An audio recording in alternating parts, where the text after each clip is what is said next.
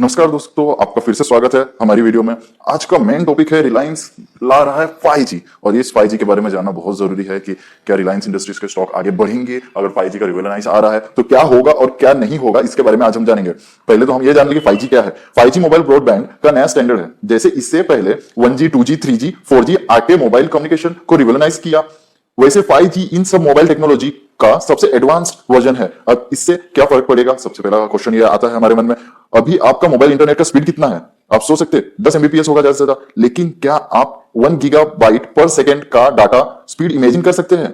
अगर नहीं तो कर लीजिए, क्योंकि 5G आपके लिए ऐसा ही मोबाइल इंटरनेट स्पीड लाएगा और इसके साथ लाएगा और भी बहुत सारे फैसिलिटीज, जैसे लो लेटेंसी कॉल्स, आपके सारे स्मार्ट डिवाइसेस को एक साथ कनेक्ट करने का पावर, कहीं से भी कोई भी डिवाइस के साथ कम्युनिकेट करने का पावर, वर्चुअल रियलिटी और ऑगमेंटेड रियलिटी के नए नए डिवाइसेस को और भी इंटरेक्टिव बनाएगा।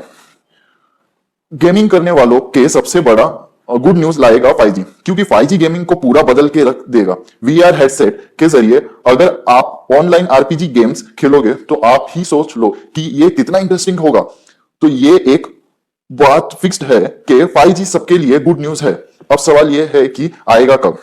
आप सबको पता है कि देश की सबसे बड़ी टेलीकॉम कंपनी रिलायंस जियो, जिसके पास लगभग 400 मिलियन कस्टमर है। रिलायंस का यूएस बेस्ड कंपनी है रेडिसिस, और जियो एंड रेडिसिस ने दुनिया का number 1 mobile chip manufacturing company Qualcomm को एक साथ एक डील किया है। 21 अक्टूबर को किए गए इस अनाउंसमेंट में कहा गया कि कॉलकॉम और रिलायंस मिलकर इंडिया में 5G का टेस्टिंग शुरू करेगी और इंडिया में नया 5G नेटवर्क क्रिएट करेगी। रिलायंस का कहना है कि यह 5G नेटवर्क इंटरऑपरेटेबल होगा और सॉफ्टवेयर डिफाइंड नेटवर्क होगा, जिसका सीधा मतलब है कि कोई भी दूसरा मोबाइल ऑपरेटर जैसे एयरटेल या जियो अगर इस नेटवर्क को अपने यूजर के लिए यूज करना चाहे तो फिर रिलायंस उनको भी ये यूज करने देगी।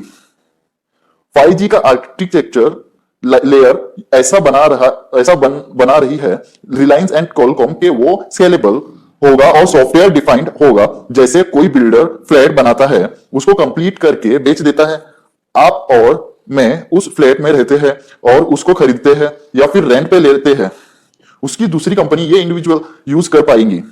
रिलायंस यही करना चाहती है। इसका मतलब ये होगा कि 5G में रिलायंस अकेले प्लेयर बनना चाहता है, और अगर ये हुआ तो मार्केट में क्या असर पड़ेगा।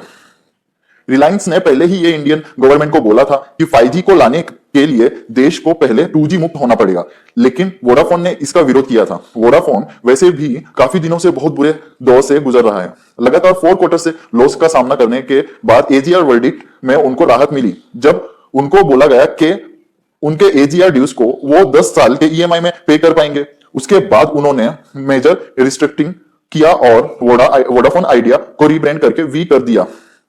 अब 2G मुक्त के साथ 5G का क्या रिश्ता? ऐसे है कि 5G का स्पेक्ट्रम एलोकेशन तभी सक्सेसफुल हो पाएगा जब सारे मेजर ऑपरेटर को बहुत बड़ा यानी 10 to 15 MHz का बैंडविड्थ मिलेगा। यह तभी पॉसिबल होगा जब पुराने 2G और 3G के स्पेक्ट्रस को डिलीट करके फॉर्मेट करके फ्रेश स्पेक्ट्रम बनाया जाएगा 3.6 गीगाहर्ट्ज के सेंट्रल फ्रीक्वेंसी के आसपास। अब अगर यह हो गया तो टेलीकॉम कंपनीज 5G का खर्चा नहीं कर पाएंगे, उनका बिजनेस बंद हो जाएगा। यानी पूरा मामला इंडिया के टेलीकॉम सेक्टर के लीडरशिप करने में है, और यही के एक ऐसा चीज है जिसके वजह से अब भी लोग थोड़ा डर रहे हैं कि अगर 5G में जियो की मोनोपोली हो गई, अगर एयरटेल और वोडाफोन को जियो के ऊपर डिपेंड करना पड़ा 5G सर्विस आर्किटेक्चर के लिए, तो फिर ये एक बहुत बड़ा प्रॉब्लम हो सकता है। देश में टेलीकॉम सेक्टर मोनोपोलाइज हो सकता है और इससे पूरा मार्केट में बुरा इफेक्ट होने का काफी ज्यादा चांसेस है।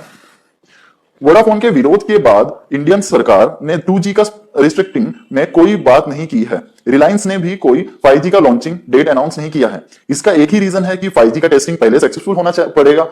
रिलायंस ने कॉलकॉम के साथ जॉइंट स्टेटमेंट में कहा है कि वो 1 गीगाबाइट पर सेकेंड का डाटा ट्रांसमिशन स्पीड अचीव कर चुकी है, लेकिन अब भी उनको पूरा नेटवर्क आर्किटेक्चर बनने में काफी टाइम लग सकता है, और इसलिए कि डेट का अनाउंसमेंट नहीं हुआ। लेकिन एक बात फिक्स्ड है, जो देश का सबसे बड़ा प्लेयर है टेलीकॉम में, एयरटेल ने रिसेंटली USA के बड़े सैटेलाइट कंपनी के साथ डील किया है कि उसको काफी लिवरेज दे सकता है। वोडाफोन अभी भी टिके रहने के लड़ाई में है। तो फिर लग यही रहा है कि देश की टेलीकॉम सेक्टर फाइनली एक मोनोपोली में या फिर मोनोपोली की तरफ ही जाएगी।